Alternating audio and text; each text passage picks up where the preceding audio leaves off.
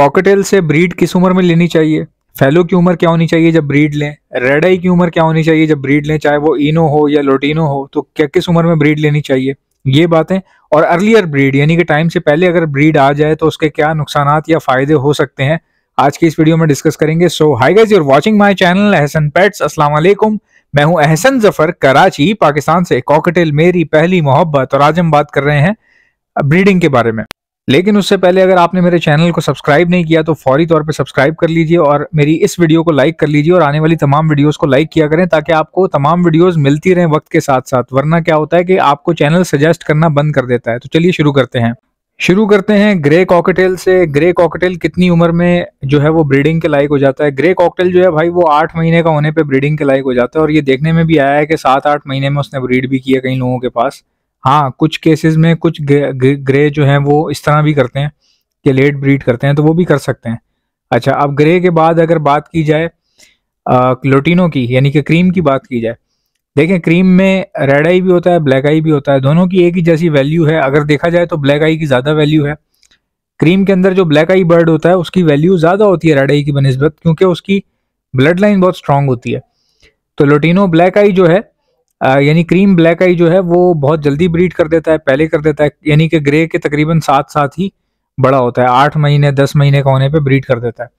बहुत very few of cases ऐसे होते हैं, बहुत ही कम ऐसा देखने में आता है कि उसके अंडे ख़राब हो जाएं या वो इमेच्योर बिहेवियर शो कर रहा हो, यानी कि अंडे दे दिए बैठ नहीं रहा, अंडे दे दिए अंडे तोड़ दिए, अंडे दे के बैठा हुआ है बॉक्स में नहीं जा रहा।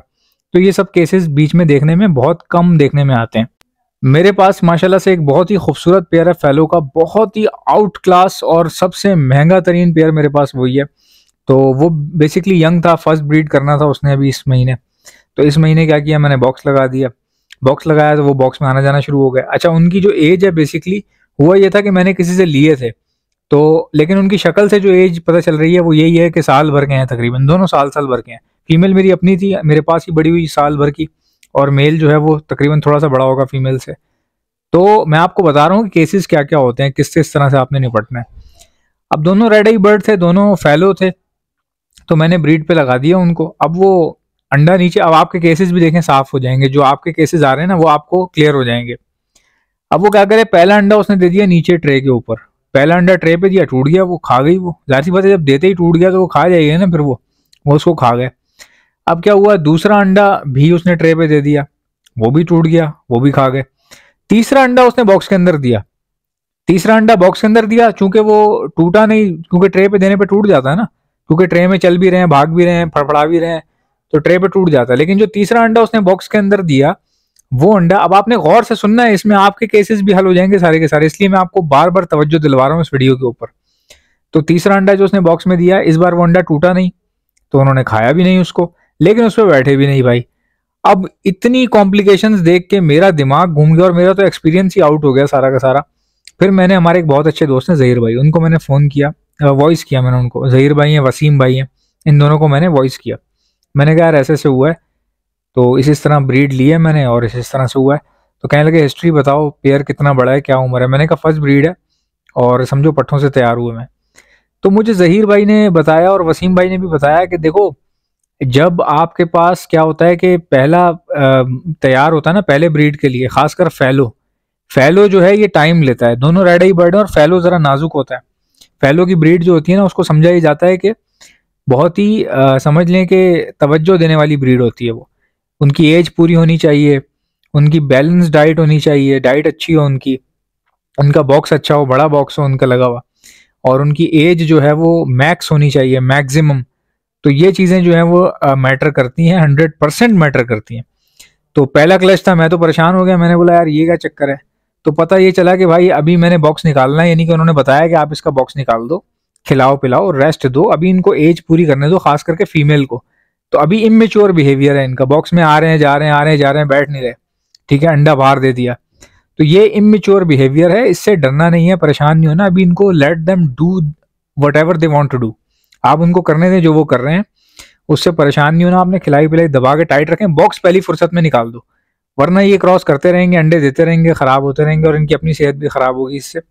तो भाई आपके भाई ने बॉक्स पहली फुर्सत में निकाल दिया और अभी हम उनको टाइम दे रहे हैं, फीमेल को, खास करके फीमेल छोटी है, तो फीमेल देखेंगे कि आहिस्ता आहिस्ता मैच्योर होती है, इंशाल्लाह ताला ब्रीड आ जाएगी। तो ये बहुत नॉर्मल केस है जिसको मैंने कॉम्प्लिकेटेड बना छोड़ा था, इतना कॉम्प्लिकेटेड बना दिया था कि मैं परेशान हो गया था यार, क्या करूं क्या करूं। तो लेकिन फिर बाद में पता चल गया, सामने की बात है, माशाल्लाह से पेयर बिल्कुल सेट है। यानी पेयर में, इस तरह के पेयर में ये नहीं समझा जाएगा कि वो खराबी है। हाँ, इन केस अगर आपके पास बड़ा पेयर है, फैलो का 2 साल का पेयर है, 3 साल का पेयर है, या आप किसी से लेकर आए हैं और वो 3-4 बार ऐसा कर चुका है, तो भाई पहली फुर्सत में आप उस पेयर को बेच दें, उस पेयर को बेच दें। बड़ा पेयर अगर इस तरह करेगा तो वो खराब है।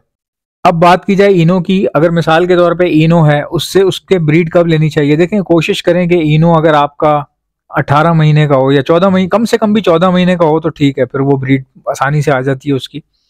और अगर किसी के पास भाई 9 महीने के इन्होंने ब्रीड कर दी है और उसके बाद ब्रीड भी सही आ रही है, तो भाई आपको, आपका लक बहुत अच्छा है। तो आप जो है खुश हों, इस बात से दुखी ना हो, खुश हों। मतलब आप समझें कि यार ये क्या शिट, मैंने पहले ही ले ली ब्रीड। नहीं नहीं, आप खुश रहें भाई।